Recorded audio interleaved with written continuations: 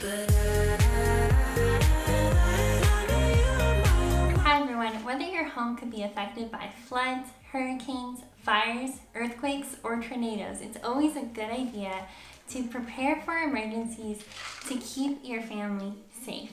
Today I'm going to be sharing some ways that I'm using my home management notebook and my planner to prepare for natural disasters. This is a Happy Notes notebook that I've converted into a home management notebook.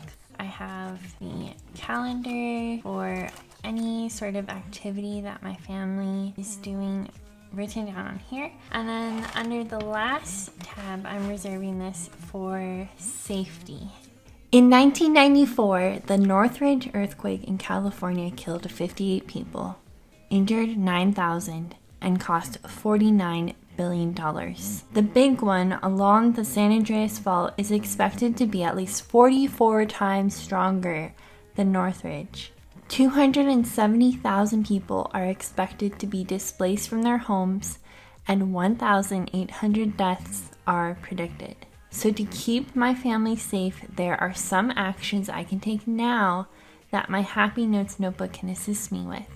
My first insert is a list of the contents in my 3 emergency kits. One in my garage, one in my car, and one next to my bed. I created these using recommendations from the Federal Emergency Management Agency, or FEMA. In the garage kit, I have water filters, a dust mask and goggles, a can opener, a lighter, matches, utensils, a flashlight, batteries, a first aid kit, plenty of water. FEMA says to have 1 gallon of water per day per person between 72 hours to 2 weeks. And if you get really desperate, you can filter water from your water heater. And I also have enough food stock to last me that amount of time. I also bought this really cool emergency radio, which is also a flashlight, an ultrasonic dog whistle.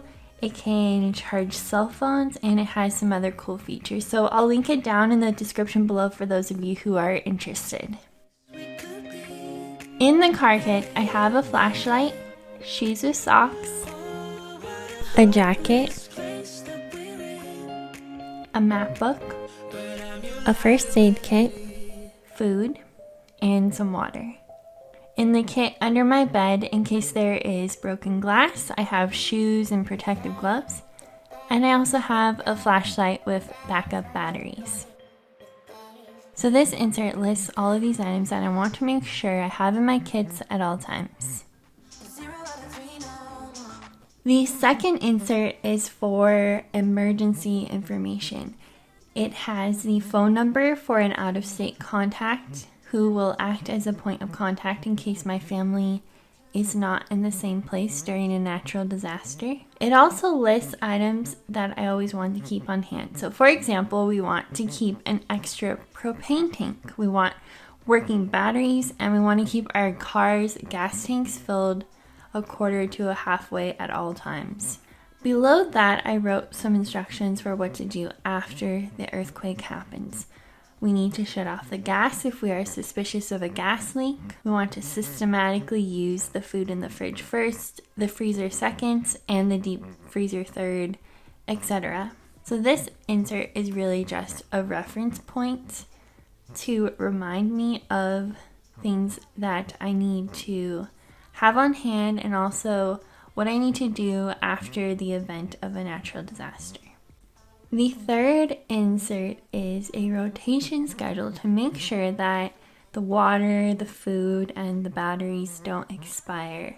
And this is where my planner comes in handy. For example, here I'm scheduling in that on the 7th, I need to replace my water supply.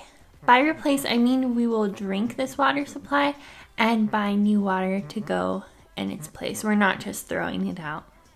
I also write schedule 6 months so that on the 7th, I will then plan out a new date 6 months in the future to replace that water supply again. I'm also scheduling in to replace my car kit food on the 21st. This insert tells me how often I need to replace each of these supplies.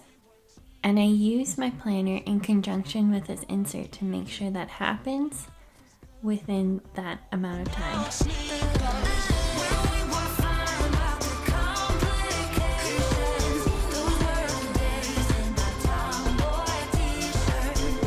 I hope this video gave you some ideas for using your planner to prepare for emergencies. I'll see you next Saturday. Bye! And I thought, it's time I'm letting you go.